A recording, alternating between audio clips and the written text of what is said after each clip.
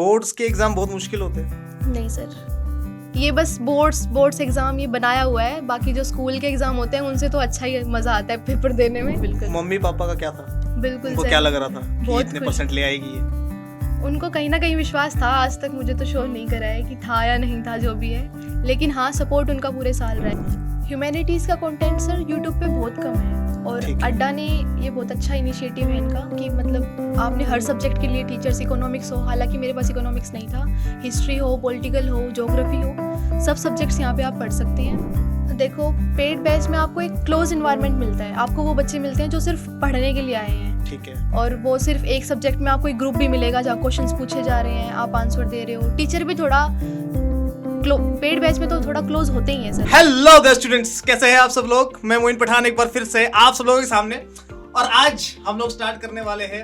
आज हम लोग मिलने वाले एक और हमारी खतरनाक धराटेदार टॉपर से, जो कि मेरी बहुत ही प्यारी स्टूडेंट है, आरती से आज हम लोग बात करने वाले हैं। आरती के बहुत खतरनाक परसेंटेज आया है, कुछ 97.4 के आसपास परसेंट आया है। रेवाड़ी की ये रहने वाली है, और इनसे पूछते हैं कि इनकी जर्नी कैसे रही, ह्यूमैनिटीज की स्ट्रीम कैसी है, ह्यूमैनिटीज सब्जेक्ट्स को इन्होंने कैसे टाइम दिया, कैसे सारे प्रॉब्लम सॉल्व करे इन्होंने, और पूछते हैं इनको कि कहाँ से इन्होंने तैयारी की है, कैसे इन्होंने तैयारी करी है, और किस तरीके से आने वाले स्टूडेंट्स के लिए इनका इंटरव्यू बेनिफिशियल रहने वाला है, क्या स्ट्रैटेजी वो लोग इस्तेमाल कर सकते हैं, उन सारी चीजों के बारे में हम लोग बात करने वाले हैं। आप सबका स्वागत करता हूं मैं ह्यूमैनिटीज अड्डा 24/7 पर, जो कि आप लोगों के लिए कराता है बहुत सारे इंपॉर्टेंट ह्यूमैनिटीज से रिलेटेड वीडियोस, ह्यूमैनिटीज के हर सब्जेक्ट की वीडियोस, बहुत सारे शॉर्ट्स, बहुत सारे नोटिफिकेशंस, बहुत सारे अपडेट्स, और आप सबकी हेल्प करता है आपके एग्जाम में मार्क्स को रेज करवाने में और आपका एग्जाम क्लियर करवाने में। तो क्या आप सब लोग रेडी हैं? चलिए तो स्वागत करते हैं हम लोग आरती यादव का from Rewari. Hello Aarti. Hello sir. थोड़ा जोर से बोलना पड़ेगा आरती तुम्हें। Hello sir. कैसे हो आरती आप? बहुत बढ़िया, आप बताओ। कैसे लग रहा है इतने सारे मार्क्स लेकर? अच्छा लग रहा है सर, बहुत ज़्यादा। कितना अच्छा लग रहा है? बहुत अच्छा लग रहा है। घर वाले खुश हैं? सब बहुत खुश हैं। स्कूल टॉपर हूँ मैं। स्कूल टॉपर भी हो? हाँ जी ठीक सर। है। रेवाड़ी में डिस्ट्रिक्ट टॉपर भी हो? इतना आइडिया नहीं है, लेकिन स्कूल का पता है कि स्कूल में टॉप किया है। ठीक। कौन से स्कूल से पढ़े हो आप? राव खेमचंद विद्या विहार, बोथवा, सही, रेवाड़ी। अच्छा ठीक है, याद तो नहीं आ रहा मुझे। ठीक है, नहीं। लेकिन ठीक है, काफी बड़ा नाम है स्कूल का। अच्छा ये बताओ कि ह्यूमैनिटीज क्यों ली तुमने? ह्यूमैनिटीज सर, क्योंकि 10th से ही बड़ा इंटरेस्ट था इस हिस्ट्री में, ठीक है। और बहुत अच्छे से मैंने 10th में पढ़ी थी। वो नहीं पता मार्क्स क्यों नहीं आए 10th में, लेकिन इंटरेस्ट मेरा हमेशा से ही सोशल साइंस की तरफ रहा है, तो इसलिए मैंने 11th में भी ह्यूमैनिटीज़ के लिए सोचा। ठीक है, और ह्यूमैनिटीज क्या इंटरेस्टिंग है? Yes sir, very interesting. जो आप कहते हो कॉन्सेप्ट साइंस में बहुत कॉन्सेप्ट है, एक बार आप पढ़ के देखना। ह्यूमैनिटीज़ क्लास 11th की पॉलिटिकल साइंस और भी इंटरेस्टिंग है, 12th से भी ज़्यादा है। मेरे को तो दोनों क्लास बहुत अच्छी लगी हैं, बहुत ही अच्छी ज़्यादा। ठीक है, तो मुझे ये बताओ कि ह्यूमैनिटीज का सफर तुमने क्लास 11th से स्टार्ट किया? हाँ जी सर। क्लास 11th में कॉन्स्टिट्यूशन वगैरह पढ़ा होगा? हाँ जी सर। क्लास 11th में तुमने हिस्ट्री में वर्ल्ड हिस्ट्री वगैरह वर्ल्ड पढ़ी हिस्ट्री। होगी, है ना? और पहले सब्जेक्ट जानते हैं तुम्हारे पास कौन से सब्जेक्ट थे? मेरे पास था हिस्ट्री, ठीक है। Geography, political science, English and music, vocal. ठीक है, इन सब में तुम्हारा सबसे फेवरेट सब्जेक्ट कौन सा? सबसे favourite obviously political science. Political science सबसे हाँ जी फेवरेट सर। है। ठीक है, और पॉलिटिकल साइंस क्यों फेवरेट है तुम्हारा? क्योंकि सर मेरे जो पॉलिटिकल साइंस के लिए टीचर्स थे स्कूल में, भारत सर बहुत अच्छा पढ़ाते थे। अभी वो एक गवर्नमेंट टीचर हैं। ठीक है। और ऑनलाइन टीचर मेरे मोइन सर थे, वो भी बहुत अच्छा पढ़ाते हैं, उन सब के बारे में आपको पता ही होगा। तो इसलिए जो इंटरेस्ट था वो धीरे धीरे बढ़ता ही गया, कम नहीं हुआ, वो पॉलिटिकल साइंस में और बढ़ता गया और सब्जेक्ट के मुकाबले। अच्छा मुझे फिर ये बताओ कि ऑनलाइन टीचिंग में और ऑफलाइन टीचिंग में ऐसा क्या डिफरेंस है? ऑफलाइन टीचिंग का ऐसा है कि अगर आपको टीचर अच्छा मिल जाता है तो वो बेस्ट है, लेकिन ऑनलाइन टीचिंग में आपकी जो कनेक्शन है टीचर्स के साथ वो बहुत अच्छा बैठता है। लेकिन अगर आपको ऑफलाइन टीचर अच्छा नहीं मिलता तो ऑनलाइन मैं ज़रूर कहूँगी कि मोइन सर से पढ़ो, बिल्कुल बिना आँख बंद करके पढ़ने लग जाओ। बिना आँख बंद करके पढ़ना? नहीं, मतलब बिना किसी डाउट के। अच्छा। पढ़ने लग जाओ, आप शुरू से ही पढ़ना शुरू करोगे, आखिरी तक 100 आएंगे। मेरे 98 आए हैं, पता नहीं 2 नंबर कहाँ कटे हैं, क्योंकि MCQ वगैरह सब कुछ बिल्कुल सही था, पता नहीं कहाँ कट गए, लेकिन मेरे को पूरा यकीन था कि मेरे 100 आने चाहिए। ठीक है, वैसे लड़कों में और लड़कियों में डिफरेंस होता है ना? लड़कियां 98 मार्क्स लाने के बाद भी सेटिस्फाइड नहीं होते, और लड़के 33 मार्क्स में भी खुश हो जाते हैं काफ़ी ज़्यादा। ठीक है, जितने इनके मार्क्स हैं हम सबको पता है कि 3 जने पास हो जाएंगे इसमें, लेकिन फिर भी है ना सेटिस्फेक्शन नहीं है, और यही शायद एक रेजिस्टेंस वाली लेडी को दर्शाता भी है ना? एक ऐसा व्यक्तित्व दिखाता है हम लोगों को कि कभी हार नहीं मानने वाला। सर 98 कैसे आ गए, 100 में से 100 आने चाहिए थे।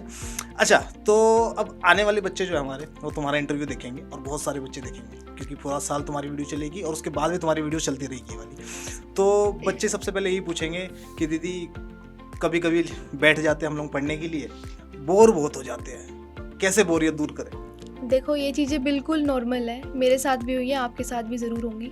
ये सब चीज़ें बिल्कुल नॉर्मल होती हैं। बस वो है कि आपको खुद अपने आप को पुश करना शुरू करना पड़ेगा। किसी का मन नहीं करता पढ़ने का, लेकिन धीरे धीरे जब आपको दिखेगा कि रिजल्ट आ रहे हैं, आपके स्कूल में मार्क्स आएंगे, आपके प्री बोर्ड्स में मार्क्स आएंगे, फिर आपके बोर्ड्स में आएंगे, लास्ट में बहुत खुशी होगी। और ये चीज़ की गारंटी है कि आप अभी से पढ़ना शुरू करेंगे ना, तो आखिरी तक सब कुछ बहुत आसान हो जाएगा। नंबर 1 महीने पढ़ के भी हो सकता है कि आप ले आएँ, लेकिन जो शुरू से पढ़ेंगे तो उस टाइम पे स्ट्रेस बहुत कम होगा आपको। मेन जो है स्ट्रेस अगर कम होगा तो आप स्कोरिंग अच्छा करेंगे। अच्छा, क्या बोर्ड्स के एग्जाम बहुत मुश्किल होते हैं? नहीं सर, ये बस बोर्ड्स एग्ज़ाम ये बनाया हुआ है, बाकी जो स्कूल के एग्ज़ाम होते हैं उनसे तो अच्छा ही मज़ा आता है पेपर देने में। ठीक, मतलब बोर्ड्स के पेपर ऐसा तो नहीं है ना कि एकदम पता नहीं क्या ही बना दिया? नहीं, वो बनाया रखा है बस, वो ऐसा है कुछ नहीं। क्योंकि पेपर बाहर से आ रहा है। हाँ, कि भाई बोर्ड्स बाहर देने जा रहे हैं, स्कूल में पेपर नहीं हो रहा है एक तो, और फिर टीचर्स भी पूरे साल ऐसे करते हैं कि बोर्ड्स के एग्ज़ाम है, 12th के बच्चे हैं, ये मत करो वो मत करो। बाकी ऐसा कुछ है नहीं, बहुत मज़े आएंगे आपको, आप पढ़ाई पे बस। लेकिन तुम जब बोर्ड्स के एग्जाम देने गई थी, हाँ जी सर, या फर्स्ट एग्जाम था तुम्हारा, इंग्लिश का ही लगा लो, ठीक है, तो डर तो लगा होगा कि हाँ बोर्ड्स के एग्जाम है, नर्वसनेस हुई होगी? हाँ सर, और हर पेपर से पहले हुई होगी, ऐसा नहीं कि सिर्फ इंग्लिश की? बिल्कुल बिल्कुल, क्योंकि थोड़ा प्रेशर होता है ना कि आपसे लोग एक्सपेक्ट कर रहे हैं कि आप इतने नंबर लेके आओ, और कहीं नहीं आए, कुछ भी हो जाए, तो वो डर रहता है कि कभी मतलब अच्छा करना है, करना पड़ेगा, अपने लिए नहीं तो दूसरों के लिए। बिल्कुल। मम्मी पापा का क्या था? बिल्कुल उनको क्या लग रहा था कि इतने परसेंट ले आएगी ये? उनको कहीं ना कहीं विश्वास था, आज तक मुझे तो शो नहीं करा है कि था या नहीं था, जो भी है, लेकिन हाँ सपोर्ट उनका पूरे साल रहा है। जैसे कि लड़कियों के लिए खासकर होता है कि घर के कामों में थोड़ा इंगेज कराए रखते हैं उन्हें, खासकर हरियाणा में। हाँ लेकिन मेरे साथ ऐसा कुछ भी नहीं रहा पूरे साल, बहुत अच्छे से मेरे फैमिली ने सपोर्ट करा है। और जो मेरे टीचर थे स्कूल के, उनसे मैं ट्यूशन भी पढ़ती थी, भारत सर से ही, उन्होंने बहुत अच्छा पढ़ाया है मेरे को, बहुत अच्छा। ज्योग्राफी में भी उनका सेकेंडरी सब्जेक्ट था, वो मेरे को ज्योग्राफी भी पढ़ाते थे। ठीक है। अच्छा, अब मुझे ये बताओ कि ह्यूमैनिटीज़ अड्डा 24/7 से और अड्डा 24/7 से कब जुड़ी तुम?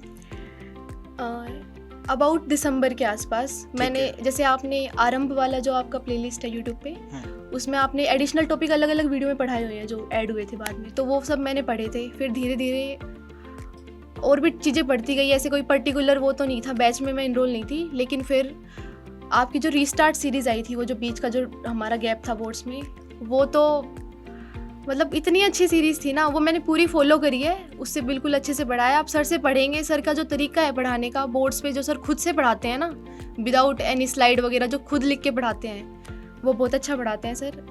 आप पढ़ोगे आपको खुद पता चल जाएगा, मुझे बताने की बिल्कुल भी ज़रूरत नहीं है इन चीज़ों के बारे में, एक बार आप पढ़ के देखना। क्या मैंने तुम्हें पैसे दिए ये सब बोलने के? हाँ, थोड़े बहुत दिए होंगे।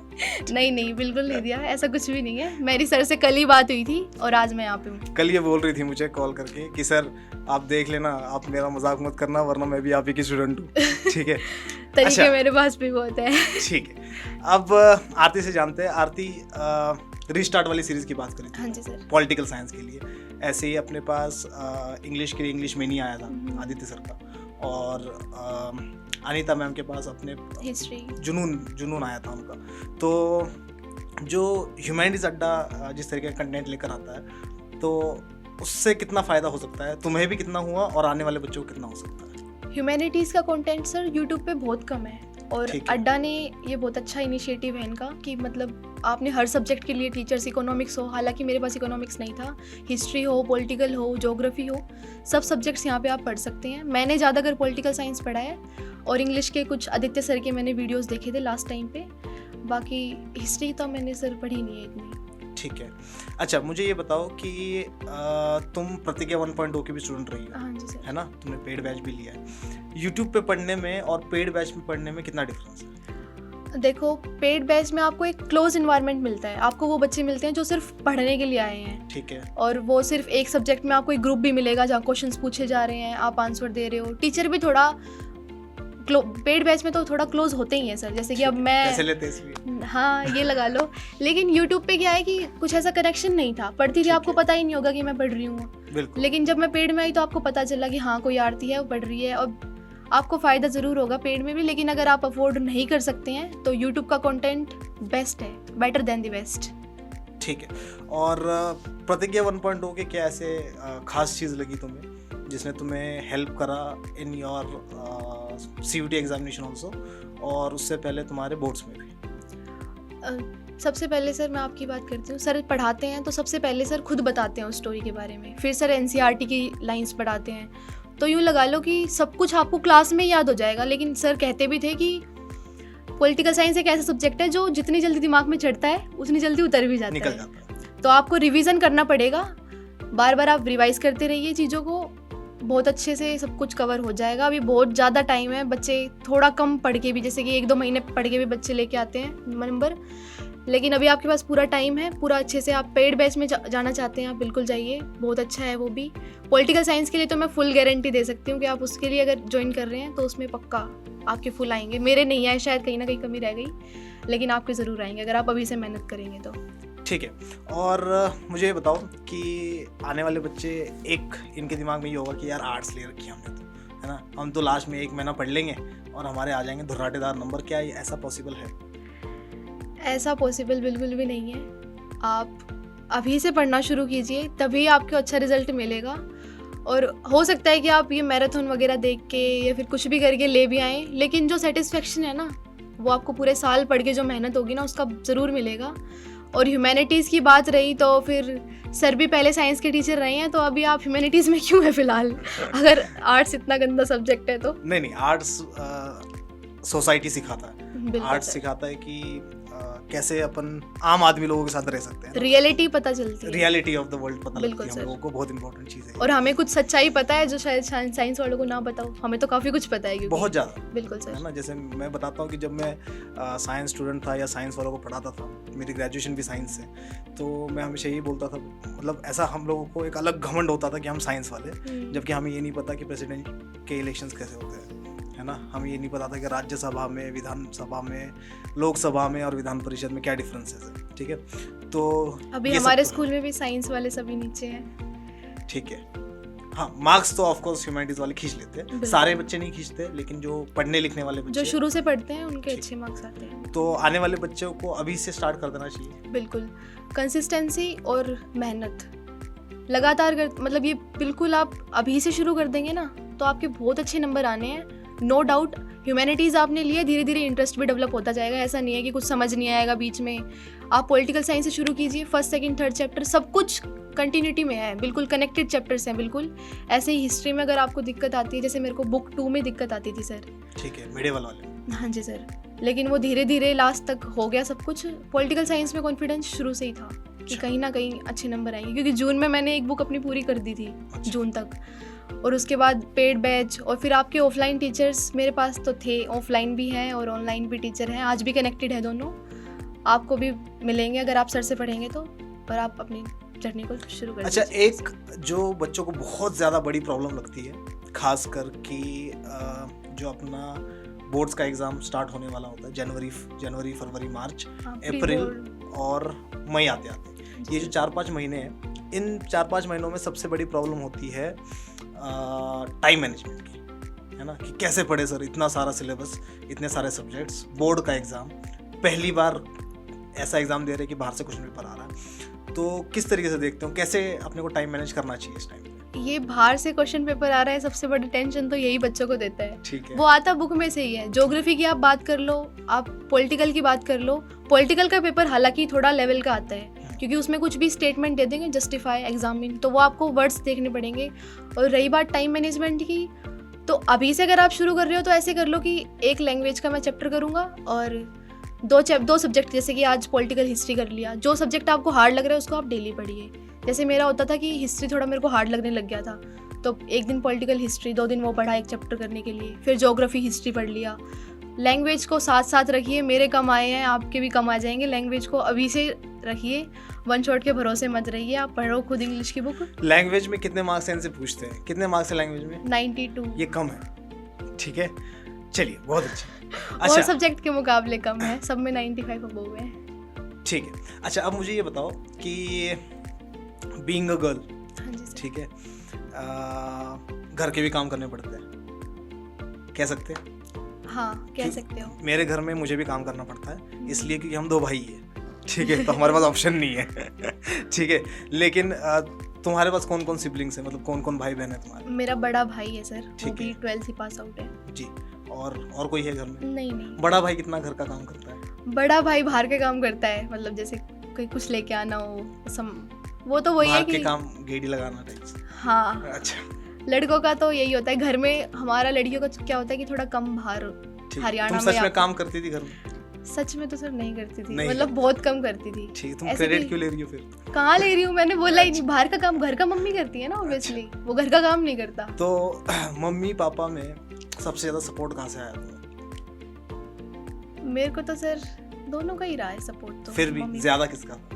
मम्मी का ज्यादा है, क्योंकि हाँ, मम्मी घर में ही रहती यही है फुल मैं टाइम। कहना चाहता था आप सब लोगों से कि पापा को बहुत अंडर एस्टिमेट किया जाता है, ठीक है। पापा को बिल्कुल अंडर एस्टिमेट मत करिए, क्योंकि वो बंदा ऐसा बंदा होता है ना, ठीक है, जो दिखाता नहीं है कि कितना प्यार करता हाँ, है, बिल्कुल। लेकिन वो बंदा मतलब तुम्हारे हर चीज में खड़ा रहेगा तुम्हारे साथ, ठीक अभी है। मेरा रिजल्ट और आया। क्रेडिट हमेशा मम्मियाँ ले जाती है नहीं, ना? अभी- मम्मियों को ऑल ड्यू रिस्पेक्ट, लेकिन फादर जितना सेक्रीफाइस करता है अपने बच्चों के लिए शायद ही कोई करता हो, है ना।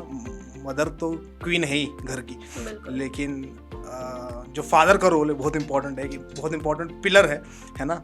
और मैं सबसे कहना चाहता हूँ कि जितना क्रेडिट तुम लोग अपनी मम्मियों को देते हो, उतना ही क्रेडिट और +1 करके भी अपने पापाओं को दे सकते हो। बहुत मतलब बिना पापा के दुनिया क्या हो सकती है अपन सोच भी नहीं सकते। अच्छा आरती, अब तुमसे पूछते हैं कुछ इंटरेस्टिंग सवाल। अपन ने रिवीजन की बात करी, अपन ने टाइम मैनेजमेंट की बात करी।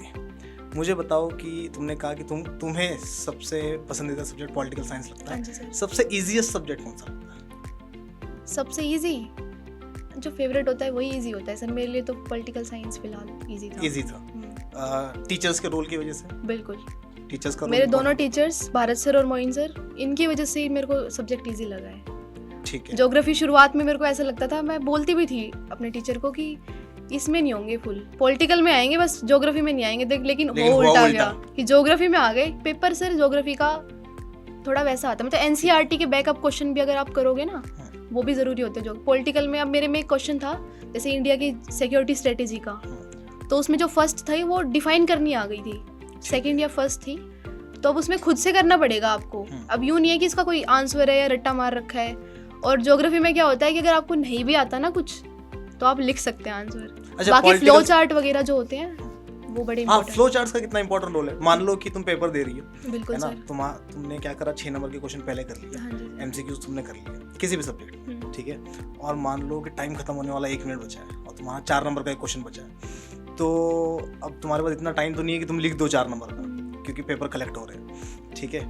और लेकिन तुम्हें फ्लो चार्ट आता है, तो क्या फ्लो चार्ट बनाने से पूरे नंबर मिलेंगे? पूरे नंबर तो ऑब्वियसली नहीं मिलेंगे, ठीक है, लेकिन हाँ Maximum आपको मिलेंगे। नंबर ज़रूर मिलेंगे उसके फ्लो चार्ट के। बहुत अभी के टाइम में फ्लो चार्ट को बहुत कंसीडर किया। मैंने काफ़ी सारी टॉपर आंसर शीट देखी थी, उनमें फ्लो चार्ट बहुत अच्छे से बनाए थे। मैं भी बना के आई हूँ, पॉलिटिकल साइंस में भी, ज्योग्राफी में भी, इवन हिस्ट्री में तो बहुत इंपॉर्टेंट है। 8 नंबर का क्वेश्चन आप कैसे लिखेंगे, ठीक उसमें तो बड़ा ज़रूरी है।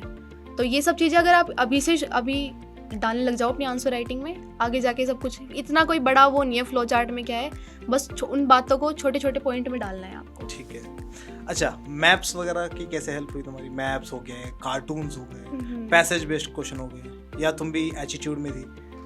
नो सर, मैंने नहीं ये ऐसा नहीं था कि लास्ट में करे थे, ये नहीं कि मैंने सब कुछ साथ साथ करते गई थी। मैप और जैसे ज्योग्राफी में 10 नंबर का मैप आता है, ठीक है, तो लास्ट में करे थे सब कुछ। पेपर से 1 महीने पहले लग जाओ, मैप पे हो जाएगा। कार्टून में भी 1 शॉट, कार्टून के लिए तो कार्टून के 1 शॉट्स, हाँ बिल्कुल। ठीक है। अच्छा, ह्यूमैनिटीज 24/7 पर सारे टीचर्स ने हर सब्जेक्ट के आई गेस 2 मार्क्स के क्वेश्चन भी करवाए, 4 मार्क्स वाले क्वेश्चन भी करवाए, 6 मार्क्स वाले क्वेश्चन भी करवाए, और 8 मार्क्स वाले हिस्ट्री वाले भी करवाए, प्लस कार्टून बेस्ड क्वेश्चन भी करवाए, सोर्स बेस्ड क्वेश्चन भी करवाए, और क्या होता है, मैप्स बेस्ड क्वेश्चन भी करवाए, ठीक है। और जितने भी अलग अलग टाइप के होते हैं। तो इससे कितना फ़ायदा होता है?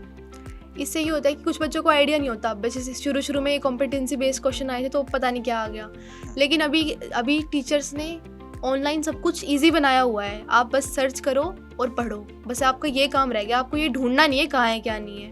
और ह्यूमैनिटीज़ अड्डा पे सब कुछ मिलेगा जो हमारे लिए तैयारी करवाई थी सर ने, एक बार वही खोल के देख लो, अभी तो नहीं डाली होगी सर ने, नहीं आ गया नया बैच तो आ गया है, ठीक है, लेकिन अभी बहुत सरप्राइजेस आने हैं बच्चों के लिए, जो कि बच्चों को हम बाद भी में वेट बताया कर रहे हैं, 12th पास आउट भी सर के सरप्राइज का वेट कर रहे हैं। जाएगा। ठीक है, अच्छा ये बताओ मुझे एम क्या है लाइफ में?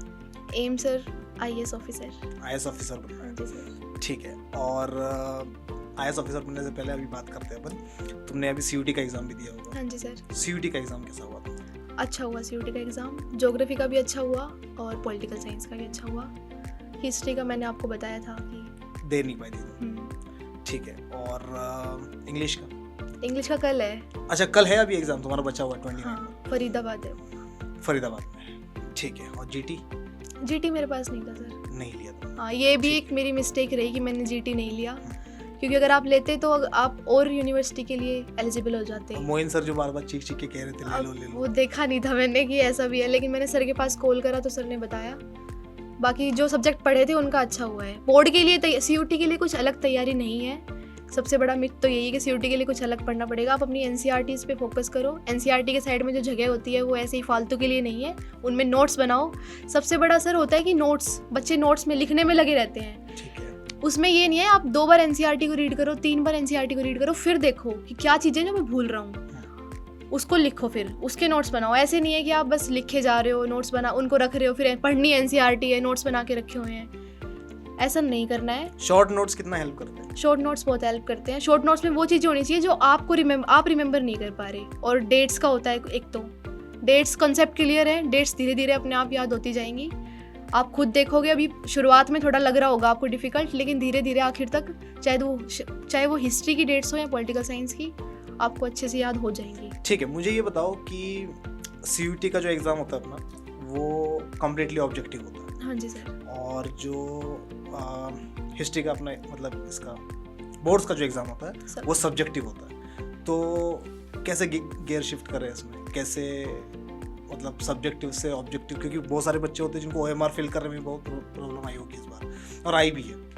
बहुत सारे बच्चे ऐसे भी हैं जिनको लिखना तो आता है लेकिन वो फैक्ट्स याद नहीं रहते, है ना, और उसमें सारे फैक्ट्स आने हैं। इस बार तो हालांकि पेपर इजी आया है, काफ़ी इजी है, कट ऑफ आई जाएगी। हाँ, कट ऑफ आई जाएगी। और मेरे तो ऑलमोस्ट, मैं तुम्हें बताया भी था कि मेरे ऑलमोस्ट सारे जो पेड वाले बच्चे हैं सबके या यूट्यूब भी वाले हैं, तो उनके ऑलमोस्ट फुल मार्क्स। मेरा सर 10 मिनट में पेपर हो गया था पॉलिटिकल का। ठीक, मैं बैठी थी आराम से वहाँ पे, सारे क्वेश्चन आते थे। हाँ, हिस्ट्री का छोड़ के और पॉलिटिकल का करके बैठी थी आराम से वहाँ पे।